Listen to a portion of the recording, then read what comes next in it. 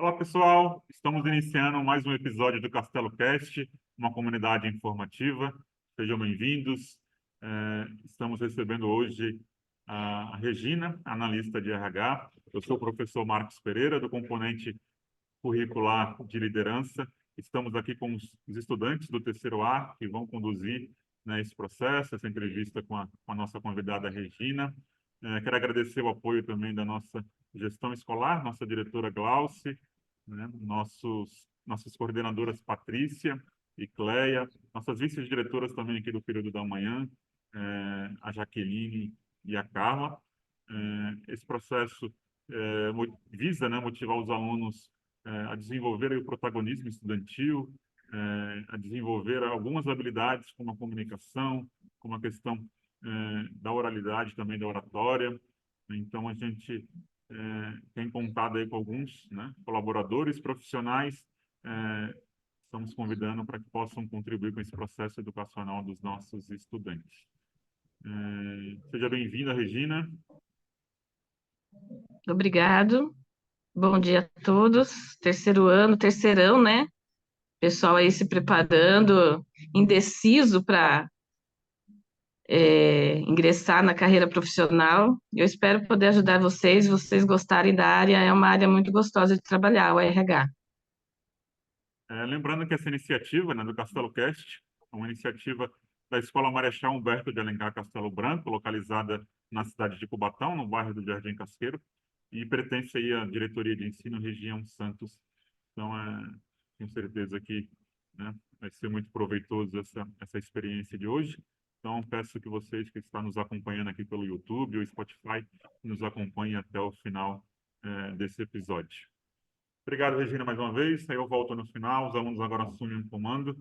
No final, eu volto para a gente encerrar esse episódio. Tá certo, combinado. Bom dia, dona Regina. Bom dia, Jorge. Bom dia, dona Regina. Queria te agradecer mais uma Bom vez dia. pela participação. Nós, alunos do Castelão, agradecemos muito, porque é fundamental para as nossas vidas saber da área de emprego que a gente vai atuar futuramente, sobre profissões, e é fundamental também a gente se basear naquilo que a gente quer ser e conhecer também várias áreas que possam agregar no nosso futuro, né? E aqui a gente Com vai estar certeza. dando a primeira pergunta. Qualquer coisa você pode falar para a gente, se a gente estiver falando demais ou a gente tiver muitas perguntas, mas eu vou dar início à primeira pergunta, tudo bem? Tudo bem. Vamos lá. Qual é a sua profissão e qual é a formação que te inspirou a escolher uma? Olha, hoje eu sou coordenadora administrativa da Agência Adventista. A Agência Adventista é uma empresa que trabalha com assistência social, né? Eu iniciei a minha carreira num escritório de contabilidade. Eu tive muita sorte porque eu fiz o curso técnico, né, em contabilidade a nível de ensino médio e eu logo consegui um trabalho num escritório de contabilidade. E nisso eu já ingressei na faculdade de Ciências Contábeis. Então, eu sou formada em Ciências Contábeis, me formei no ano 2000, e como eu disse, eu tive muita sorte nesse meu primeiro emprego, que foi em escritório de contabilidade, porque os escritórios de contabilidade, geralmente, eles são uma escola para quem ingressa nessa área de contabilidade, né? Porque o escritório de contabilidade, ele trabalha com tudo quanto é empresa, seja empresa de serviço, seja uma empresa comércio, ou seja uma pessoa individual, né? Uma empresa individual. Então, ela é uma escola para o estudante. E aí, no decorrer dos anos, depois eu me mudei de cidade, me mudei aqui para Cubatão, e eu sempre, as oportunidades que me surgiram foram dentro da área do departamento pessoal. Então, quando eu cheguei em Cubatão, eu fui trabalhar numa empresa que me colocou para fazer recrutamento e seleção e admissão. E eu estou lá acostumada, né, com o escritório de contabilidade, recebendo notas, né, aquele serviço corriqueiro mensal de um escritório. E aí eu senti a necessidade de melhorar os meus estudos para poder atender melhor a empresa nessa área de recrutamento e seleção. Então eu procurei uma faculdade para fazer uma especialização, já que já tinha minha formação em contábeis, né? Trabalhava no departamento pessoal e agora ia fazer recrutamento e seleção. Falei, opa, eu preciso me especializar, porque a Faculdade de Ciências Contábeis, você estuda a contabilidade, a área fiscal e um pouco de departamento pessoal, mas o recrutamento e seleção é uma área à parte, né? Então, aí eu fui fazer essa especialização para poder atender melhor a empresa nas admissões que a gente tinha lá. E aí eu fiz a especialização em gestão de pessoas, que me ajudou bastante nessa área. Então, não foi bem uma inspiração, foi mais uma necessidade, né, que me levou para essa área do RH, porque antigamente a gente falava muito, departamento pessoal, departamento pessoal. O departamento pessoal, ele faz parte da área do RH, né, porque o RH ele é bastante amplo. O RH, ele trabalha não só o departamento pessoal, mas ele trabalha essa coisa de selecionar currículos, conhecer os candidatos, ver a experiência deles, né? E foi assim que eu fui conhecendo a área do RH. E de lá para cá eu só venho trabalhando com isso, com departamento pessoal e recursos humanos. Eu vou dar prosseguimento na segunda pergunta, que é qual foi o momento mais desafiador que você enfrentou em sua carreira até agora e como você lidou com isso? Tá. Quando eu vi essa pergunta de momento desafiador, existem vários, né? No dia a dia de um profissional de RH, a gente vive meio que momentos desafiadores. Por quê? A área de RH, ela trabalha com pessoas. E as pessoas, gente, são diferentes. Se você pegar a palma da sua mão assim, os nossos dedos não são iguais, né? Um dedo é diferente do outro. E as pessoas são assim, elas são diferentes. A gente vem de criação diferente. Eu sou criada de uma maneira, você de outra. E aí, quando a gente se junta num lugar, num ambiente de trabalho, os conflitos acontecem, né? Então, eu acredito que momentos desafiadores para um gestor de RH é o momento do conflito, né, que existe entre as pessoas. Às vezes você chega para o trabalho com um pensamento, com um modo de querer trabalhar, e o teu colega não concorda. E aí os conflitos começam a surgir. Então, o gestor de RH, ele tem que saber administrar isso. Ele tem que saber lidar com essas diferenças, né, que as pessoas trazem lá de fora, traz para o ambiente de trabalho. Isso é um desafio enorme para o profissional de RH. Uma coisa que eu queria dizer para vocês, que ao escolher a área de RH, a primeira coisa é gostar de gente, gostar de pessoas, e gostar delas do jeito que elas são. Não digo gostar, não acho que não é bem a palavra, mas assim, saber entendê-las, né? Porque as pessoas, como eu disse, são diferentes. Então você tem que saber entender e saber trabalhar elas quando elas estão em equipe. Trabalhar com um só é fácil, mas e quando você reúne 5, 6, 10, 16, 30, 50 pessoas numa equipe? Então, isso se torna um desafio enorme para o gestor de RH. Então, é isso. Esse é o grande desafio do gestor de RH, administrar conflitos dentro do ambiente de trabalho. Regina, analisando tudo que você falou, eu também passei por essa experiência, 1 ano e 3 meses, e pude avaliar que realmente trabalhar com pessoas é o fundamento do RH. E tem diversas pessoas, tanto na área LGBT, quanto na área de PCD, e você tem que saber lidar, porque não é de qualquer jeito que você tem que falar, tem que saber desenvolver uma fala para cada pessoa, É maioridade, isso. minoridade. Então, eu acho que esse desenvolvimento, assim, é muito importante a gente saber, porque não é simplesmente já ingressar na área do RH, é simplesmente ter prazer em agradar as pessoas, fazer aquilo que é recrutar, porque quando você vira uma analista de recursos humanos, você entra nessa área, você tem que ter o prazer de ouvir a pessoa também, porque é um dos fundamentos do recursos humanos. E eu queria saber quais são os mitos em comum sobre a sua profissão, que você vem acompanhando no seu dia a dia.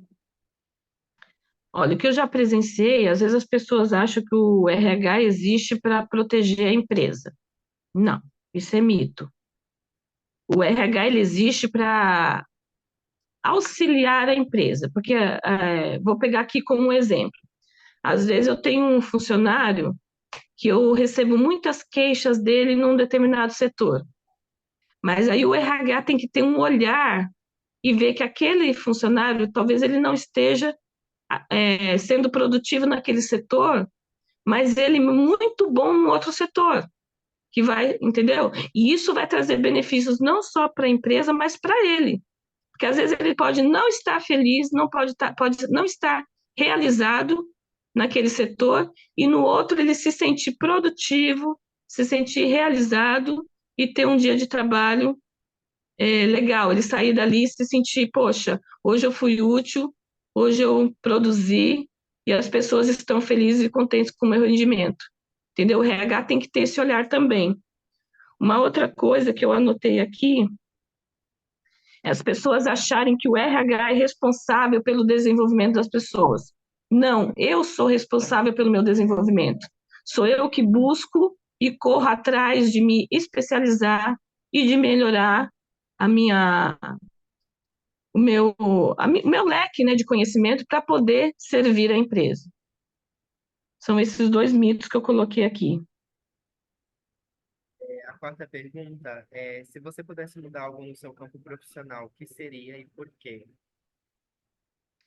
Ó, acho que uma coisa que é muito importante, não só no campo do RH, mas em todas as áreas, é a comunicação. Eu sinto muita dificuldade por onde eu venho trabalhando.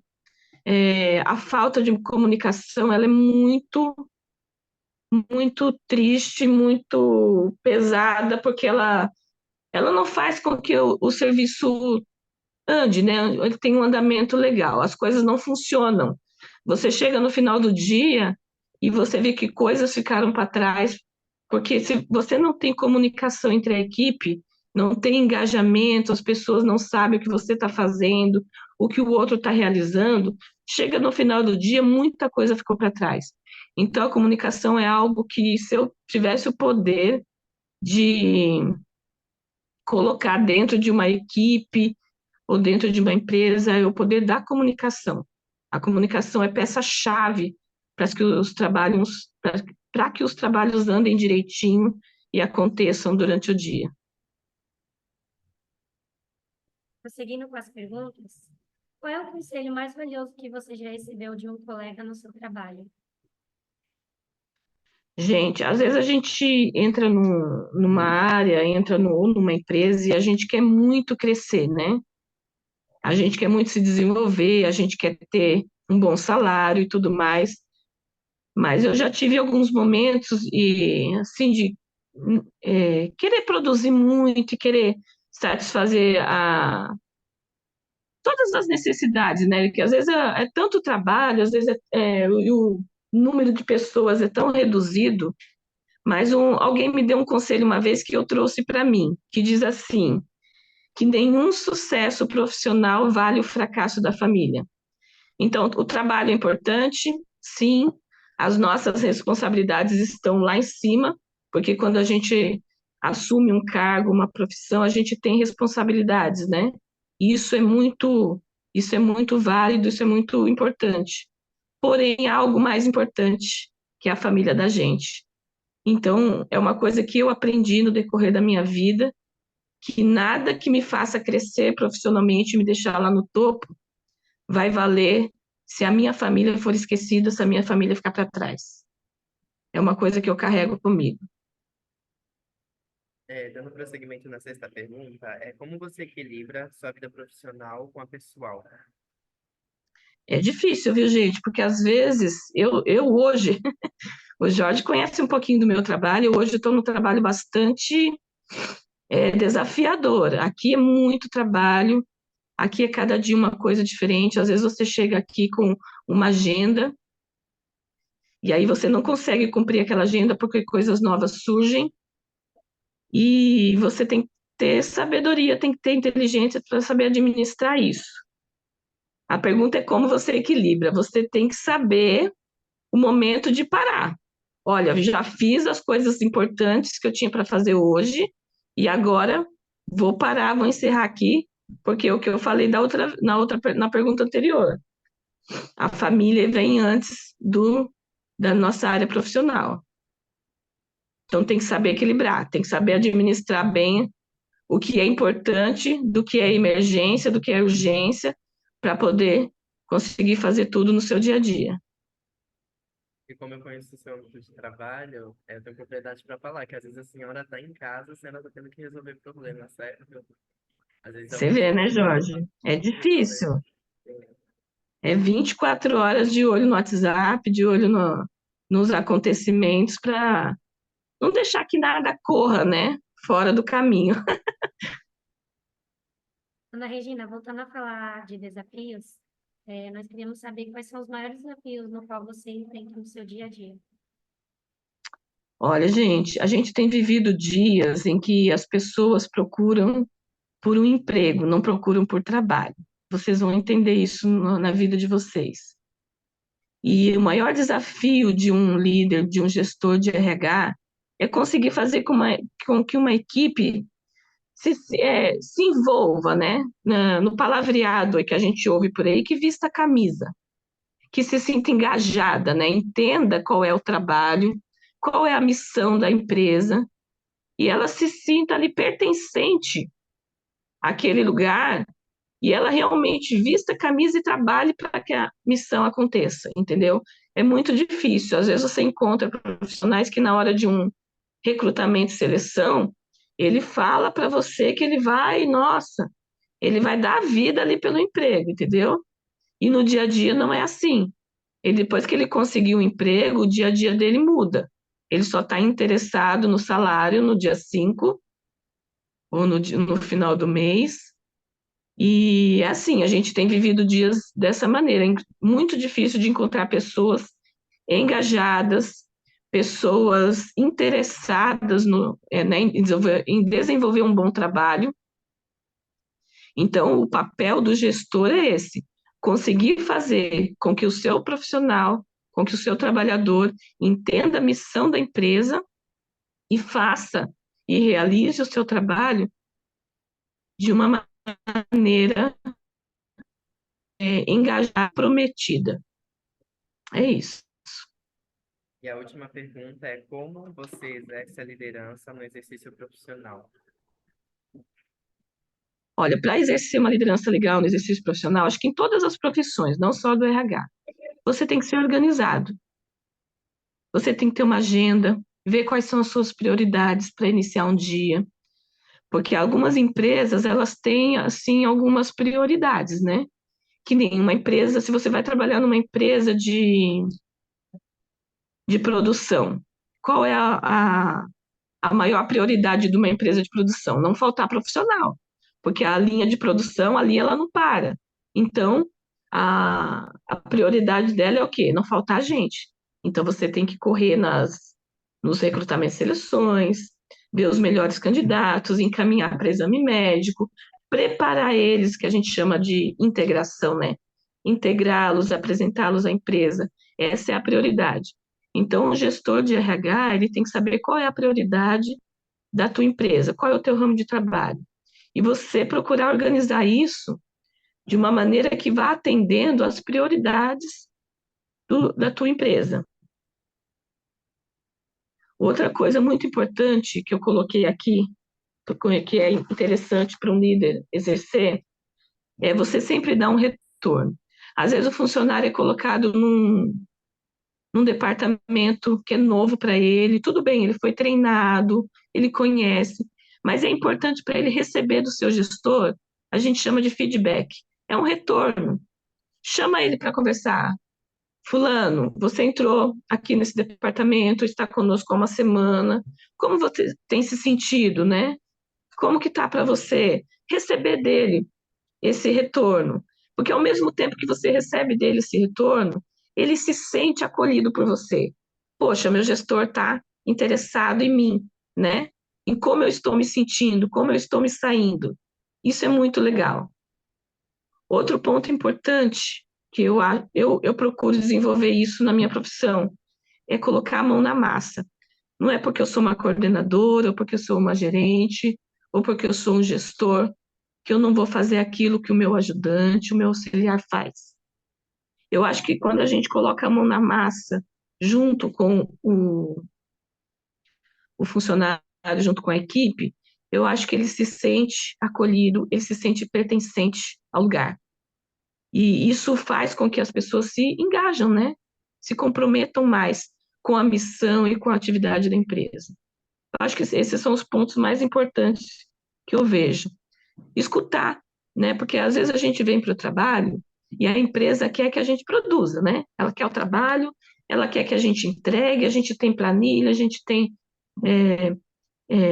prazos para entregar, mas cada um de nós tem também a sua vida pessoal, certo? Então, às vezes, o meu colega não está legal naquele dia. E é muito importante para o gestor ele ter um tempo para escutar. Porque às vezes o teu funcionário, às vezes passa por você e fala, Regina, preciso conversar com você um pouquinho. E você não dá atenção. Passa o dia todo e você não conseguiu conversar com aquele funcionário que te procurou e disse, ó, queria conversar com você. Então, procurar administrar seu tempo para também ter esse olhar de conversar com o teu funcionário.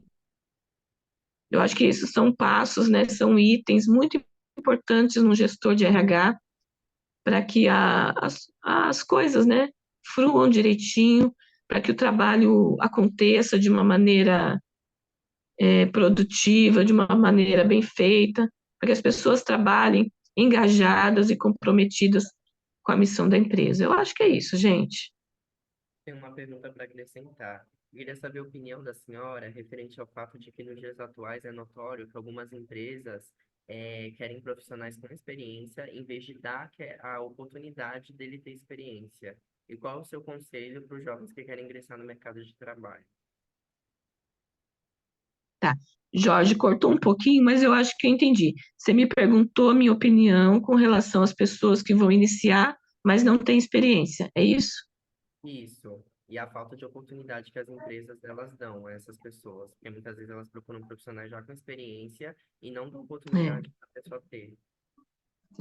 eu entendo, Jorge, já passei por isso. Como eu te disse, no meu primeiro emprego eu tive a sorte de arrumar um trabalho num escritório de contabilidade, mas eu entrei lá crua também, crua, não sabendo de nada.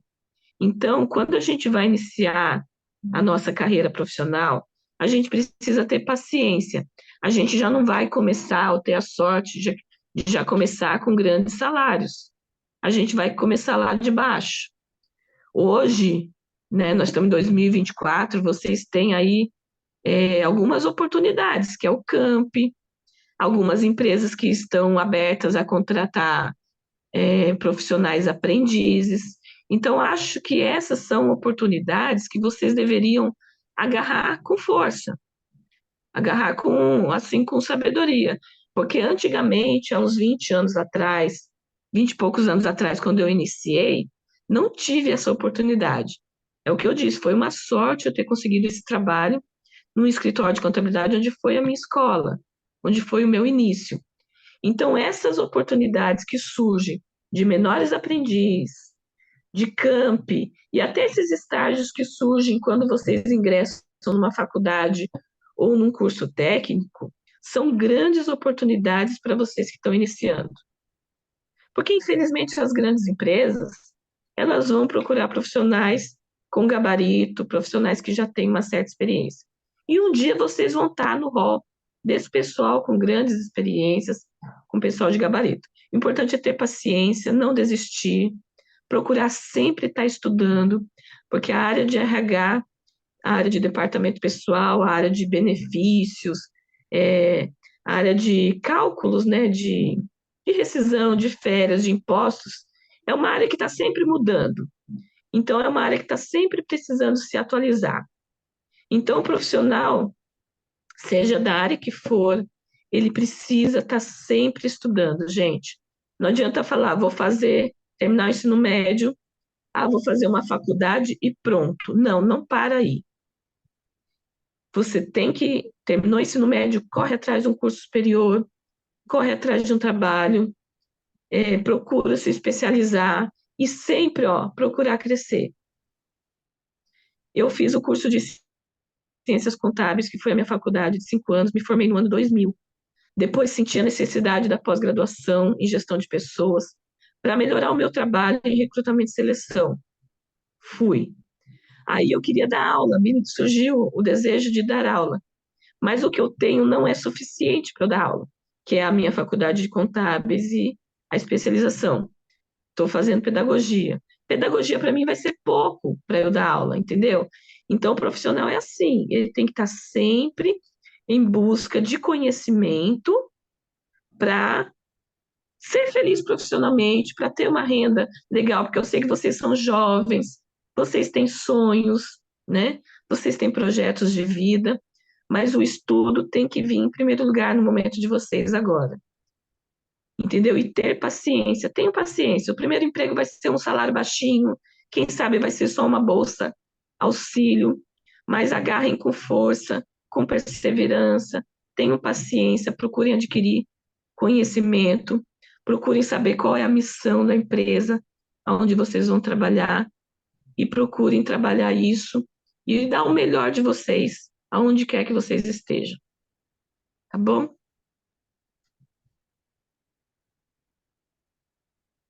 Vocês me desculpem, eu fiquei gripada ontem.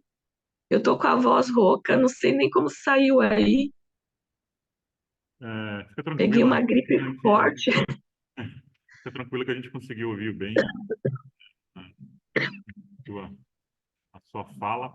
É, eu conheço um pouco do trabalho da ADRA, né? Já visitei ali a unidade de vocês no Bolsão 8. Bolsão 8 ou 9? Isso. É no É do Bolsão 8. Bolsão 8, isso mesmo.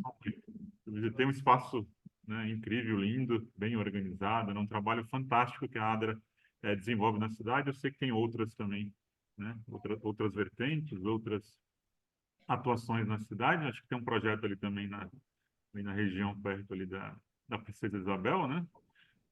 Isso. Não sei se mudou, pelo menos tinha ali. Pessoal, tem um pessoal, acolhimento de moradores de rua. Lá no Bolsão a gente trabalha com fortalecimento de vínculo ali com a comunidade, então tem cursos de panificação, é, empreendedorismo, corte de cabelo, reforço escolar para a criançada. E aqui na cidade tem os acolhimentos, né, do pessoal morador de rua e crianças e adolescentes, as casas de acolhimento. Não sei se a Miriam Maina trabalha aí como assistente social, mas é uma colega, né? Eu já trabalhei junto com ela em alguns projetos, né?